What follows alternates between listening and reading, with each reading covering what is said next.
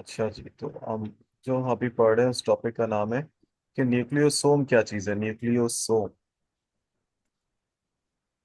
Nucleosome.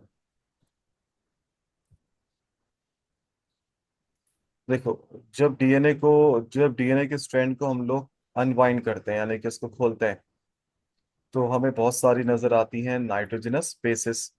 यानी कि DNA खुद किससे मिलके बना हुआ है, बहुत सारी न्यूक्लियोटाइड्स से। ऐसी है, बहुत सारी न्यूक्लियोटाइड्स। जी। डीएनए ये मैं सब न्यूक्लियोटाइड बना रहा हूँ, यानी कि पूरा पूरा तो बनाने से अच्छा है हम लोग उसको इस तरह बना दे तो सही है। डीएनए में बहुत सारे न्यूक्लियोटाइड्स हैं, तभी डीएनए को पॉलीन्यूक्लियोटाइड भी कहते हैं। Poly means many.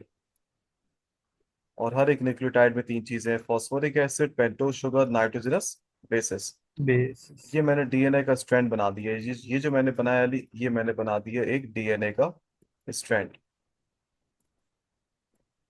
ये मैंने बना दिया एक डीएनए का स्ट्रैंड। और ये मैंने इसके बना दिए हैं न्यूक्लियोटाइड्स, ये नाइट्रोजनस बेसिस।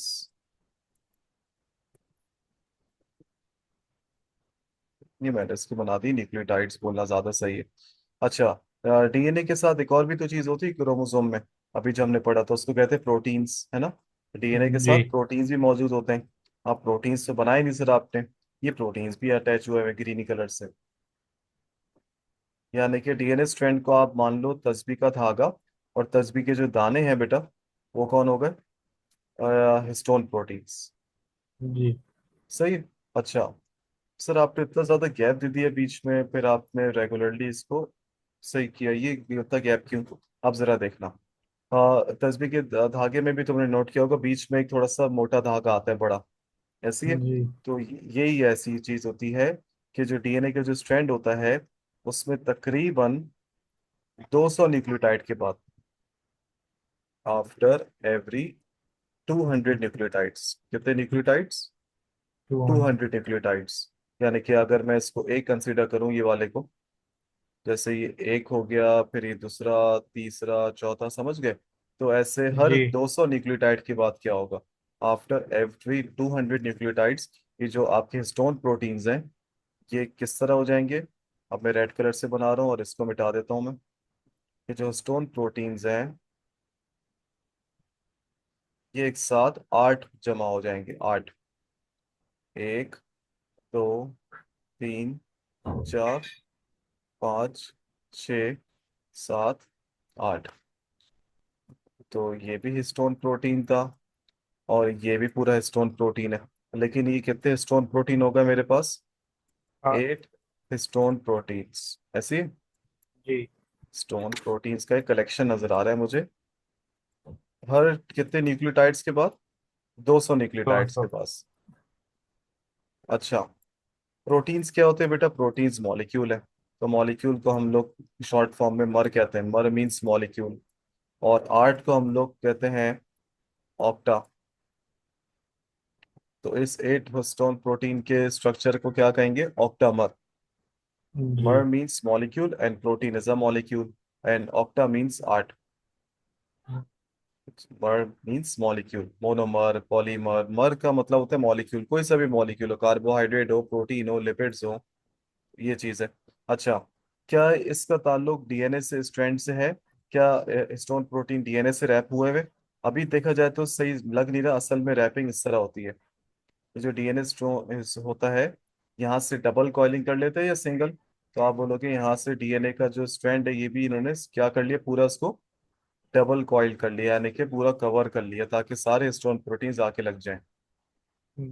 सही। तो 8 हिस्टोन प्रोटीन के साथ कौन अटैच हुआ हुआ है? आप बोलोगे 8 हिस्टोन प्रोटीन्स के साथ अटैच हुआ हुआ है डीएनए। ऐसे ही है? जी। सही। तो अब इसको मिला के क्या कहेंगे? The combination of 8 histone protein, ये 8 थे, जिसको ऑक्टामर कहते हैं। और इसके साथ डीएनए अटैच था। आप बोलोगे यस, इसके साथ डीएनए भी अटैच था। तो इसको मिला के हम क्या कहेंगे? अब the combination of 8 stone proteins plus DNA strand, इसको हम लोग मिला के कहेंगे न्यूक्लियोसोम। क्या कहते हैं इसको? Nucleosome. Nucleus. Nucleosome is a combination of 8 stone proteins plus DNA strand, जहाँ पे इसकी कॉइलिंग डबल हुई हुई है।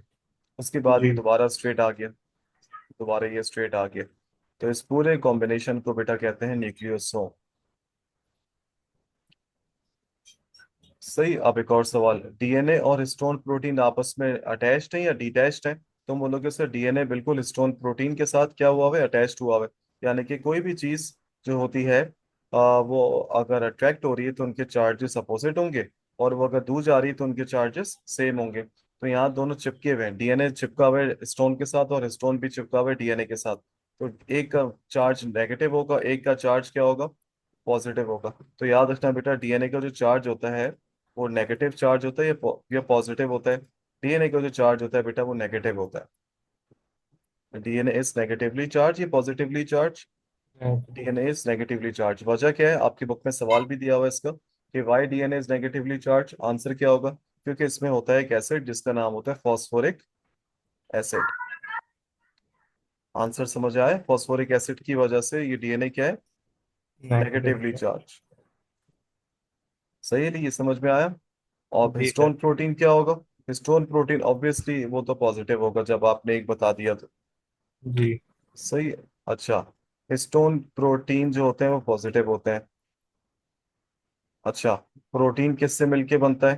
प्रोटीन मिलके बनता है अमाइनो एसिड से। प्रोटीन किससे मिलके बनता है बेटा? अमाइनो अमीनो एसिड से। एसिड्स।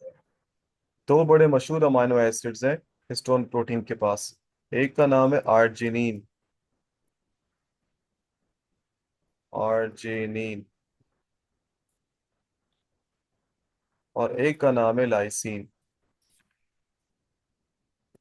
एक का नाम है आर्जिनिन, एक का नाम है लाइसिन। ये पॉजिटिवली चार्ज अमाइनो एसिड्स है जो हिस्टोन प्रोटीन के साथ है। मैंने यही जी। चीज पिक्चर में भी बनाई हुई है। एक ठीक है, दिखा देता हूँ मैंने कहाँ लिखा था। ये देखो, डीएनए नेगेटिव चार्ज H3PO4 की वजह से, histone protein positively charge. Protein मिलके बनता है अमाइनो एसिड से, और अमाइनो एसिड दो कौन से, आर्जिनिन और लाइसिन। लाइसिन। जी। सही है, तो ये हो गया आपके पास 8 हिस्टोन प्रोटीन। तो मैंने इस चीज को कंप्लीट कर देता हूँ। After every 200 nucleotides octamer is formed.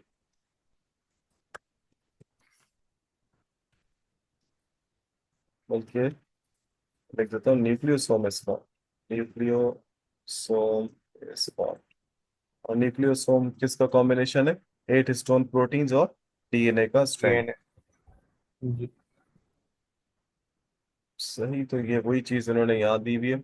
अब एक टॉपिक यहाँ पे ये भी नहीं आता है वैसे पेपर में, बता देता हूँ।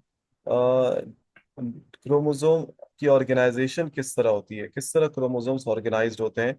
वो उसकी कितनी स्टेजेस है बेटा? उसकी जी। आपकी बुक्स में दी हुई है 3 स्टेजेस।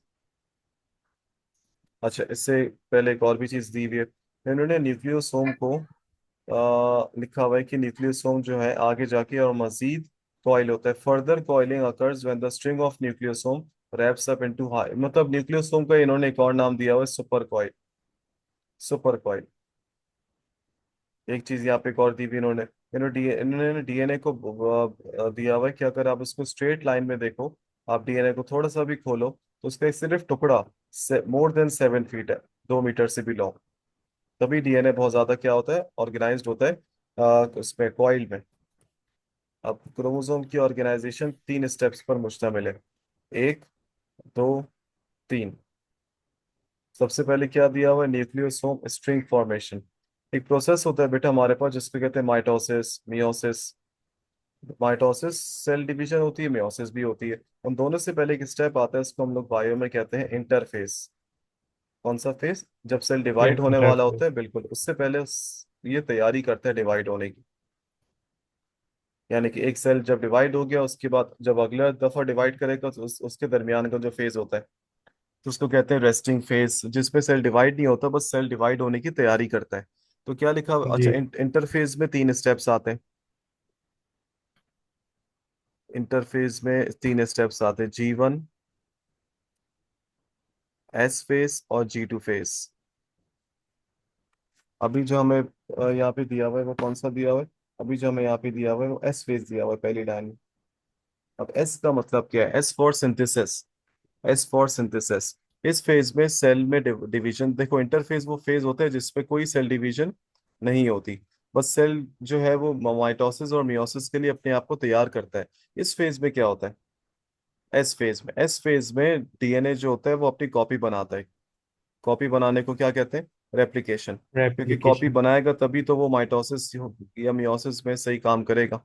तो उसमें क्या लिखा हुआ है, इस स्टेप में क्या होता है, just after application of DNA, DNA जैसी सिंथेसाइज करता है अपने नए स्ट्रैंड्स, एस फॉर सिंथेसिस, और सेल का वॉल्यूम भी काफी ज्यादा हो जाता है क्योंकि डीएनए अपने आप को रेप्लिकेट कर रहा है।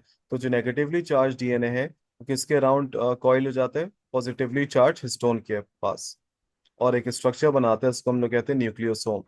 जी अभी जो हमने पढ़ा है बिल्कुल। जी ईच न्यूक्लियोसोम, जो हर न्यूक्लियोसोम है, इसका ताल्लुक देखो, अगर मैं ये तस्वीर के धागों की बात करूं तो उसमें हम लोगों के पास हर पूरी जगह पे न्यूक्लियोसोम बन रहा था, या आफ्टर एवरी 200 न्यूक्लियोटाइड्स? तुम बोलोगे sir two after every. Hundred बिल्कुल, हर जगह तो नहीं बन रहा।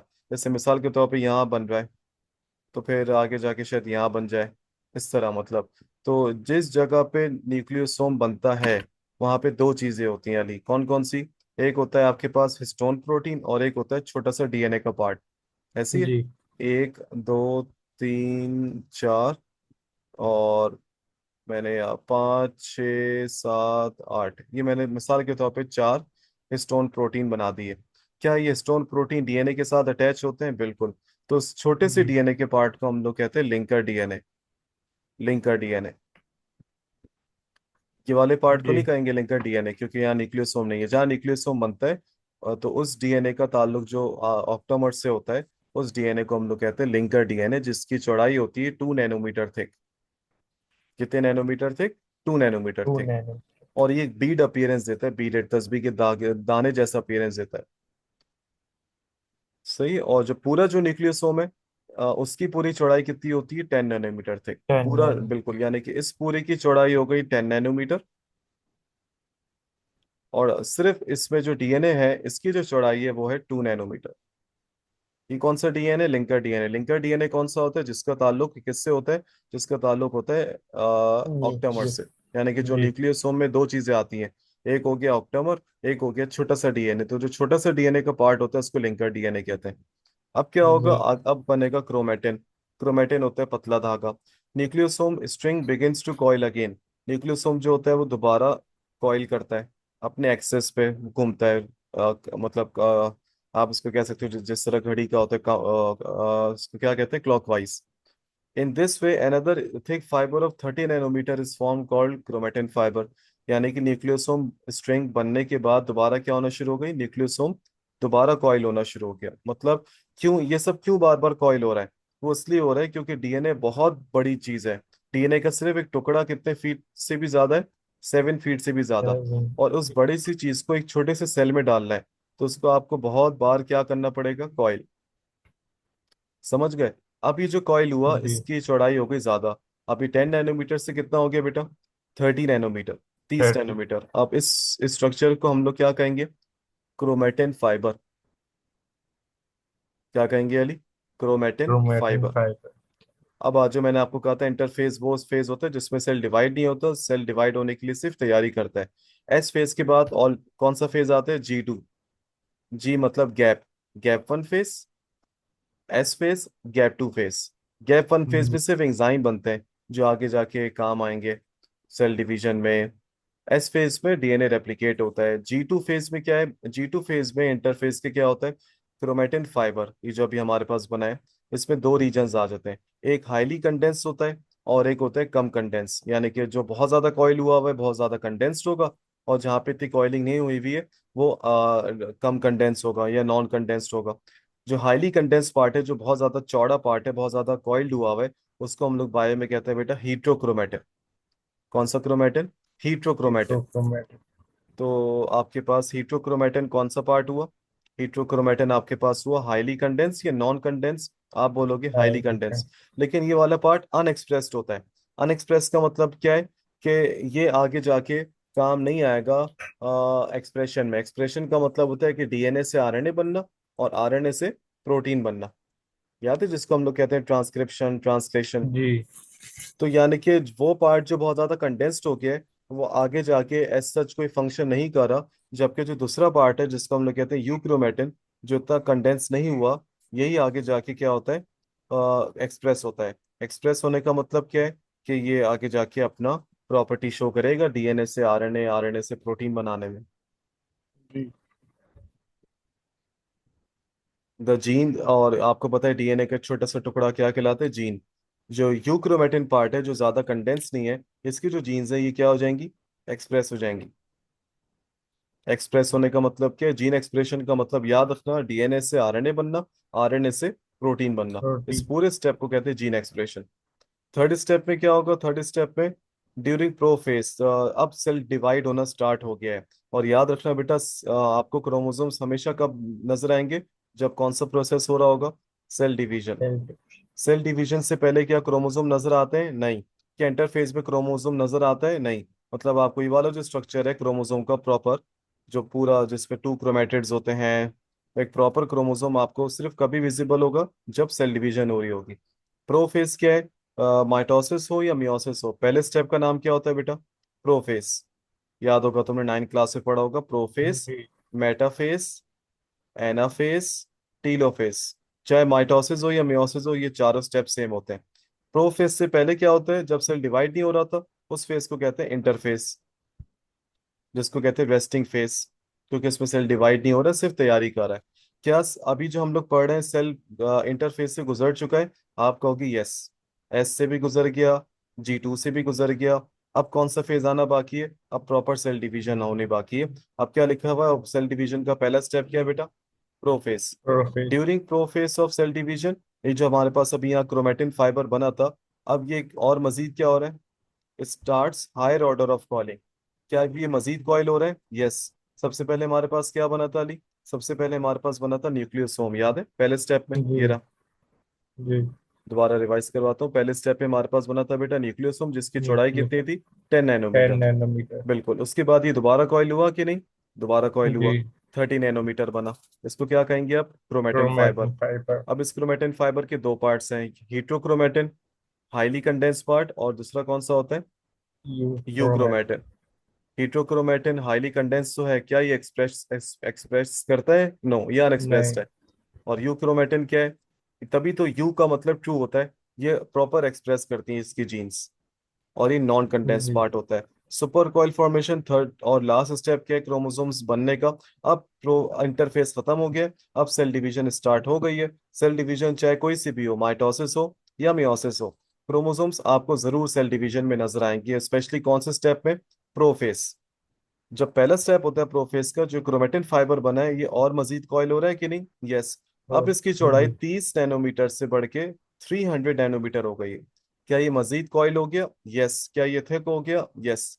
इमीडिएटली, इमीडिएटली फौरन से फौरन, अब ये जो आपका जो क्रोमेटिन फाइबर है जो थिक हुआ है, अब इसने मजीद, जिसको हम लोग कहते हैं सुपर कॉइल, सुपर कॉइल, अब इसने क्या बना दिया, क्रोमेटिड बना दिया। क्रोमेटिड कितने नैनोमीटर का हो गया, 700 नैनोमीटर। 7 नैनोमीटर। यानी कि याद करो, मैंने जी। तुम्हें क्या बताया था पहली क्लास में, सबसे पतला धागा कौन सा होता है बेटा, क्रोमेटिन। फिर मजीद चौड़ा धागा होता है क्रोमेटिड, याद है बताया था। जी। उसके बाद फिर दो क्रोमेटिड्स मिलके क्या बनाते हैं, एक क्रोमोसोम। क्रोमो। जी। तो इस यानी कि यहाँ से यहाँ ये यहाँ से यहाँ जो क्रोमेटिन में ऐसा क्या स्टेप हुआ, कि ये चौड़ा हो गया, इसमें हुई है, ये सुपर कॉइल बन गया। और इसमें हुई है एक प्रोसेस जिसको कहते हैं कंडेंसेशन।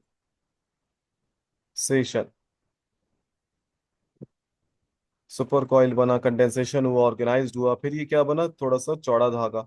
इसको क्या कहेंगे हम लोग, क्रोमेटिड। क्रोमैटिन। ये था तकरीबन 30 नैनोमीटर तक का, ये हो गया था तकरीबन 300। 300 नैनोमीटर। अब जो ये क्रोमेटिड मजीद जो टू क्रोमेटिड्स बनेगा, इसको देखो क्या लिखा हुआ है, इमीडिएटली जो आपके पास बना, two chromatids into chromatids of 700 nanometre. यानी कि अब ये जो आपके पास दो क्रोमेटिड्स बन गए, ये तकरीबन हो गए 700 नैनोमीटर वाले, इनकी जी। चौड़ाई। और इसी को हम लोग कहते हैं, ये क्या बन चुका है हमारे पास, एक क्रोमोसोम। तो एक chromo. Chromosome, one chromosome consist of two chromatids, this one and this one, और दरमियान में एक मॉलिक्यूल होता है, उसको कहते हैं सेंट्रोमेयर। याद है अली। जी। तो ये चीज होती है, इसको कहते हैं अरेंजमेंट ऑफ क्रोमोसोम, यानी कि क्रोमोसोम्स ऑर्गेनाइज्ड होगा बेटा। खैर ये इसमें एक ये भी चीज बता देता हूँ, होमोलोगस नॉन होमोलोगस, फिर हमारा चैप्टर ऑफिशियली फिर एक टॉपिक रह जाएगा, फिर वो उसकी वीडियो है। देखो बेटा, इसमें कुछ ऐसा याद करने का नहीं, इसमें ये बस याद रख लो कि बहुत पुराने टाइम पे 19th सेंचुरी में एक साइंटिस्ट था, ग्रेगर जोहान मेंडल। सही है। तो इसने जो है, इसके टाइम पे इसने जीन्स की बजाय क्या बोला था, जीन्स को फैक्टर, क्योंकि इसके टाइम पे तो पता नहीं था इसको कि जीन्स को हम लोग फैक्टर्स, मतलब जीन्स क्या होती हैं, एलील्स क्या होती हैं। तो उसने जीन्स को क्या बोला था, फैक्टर, क्योंकि उसके टाइम पे तो पता नहीं था क्रोमोसोम्स ने डीएनए के बारे में। सही है, ये बहुत पुराना है, 19th सेंचुरी की बात है, समझ गए।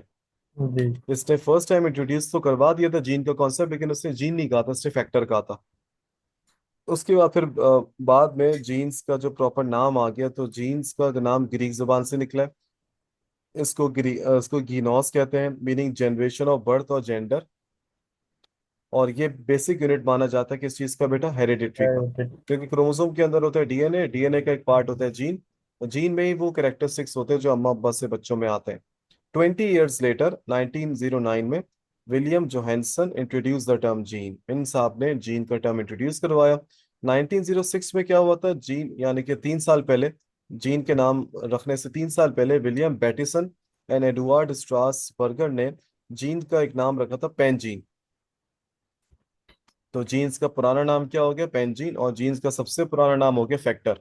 लेकिन जी उसका ताल्लुक है साइंटिस्ट से जोड़ना, मेंडल साहब। और जीन का नाम सबसे पहले किसने रखा हुआ था, विलियम जोहानसन। पुराना नाम रखा था इन दो साइंटिस्ट ने, तो पुराने को छोड़ दो आप, ये दो याद कर लो साइंटिस्ट एमसीक्यू के लिए। सही। और इस पेज पे तो जी दिया हुआ एक बेसिक कॉन्सेप्ट है।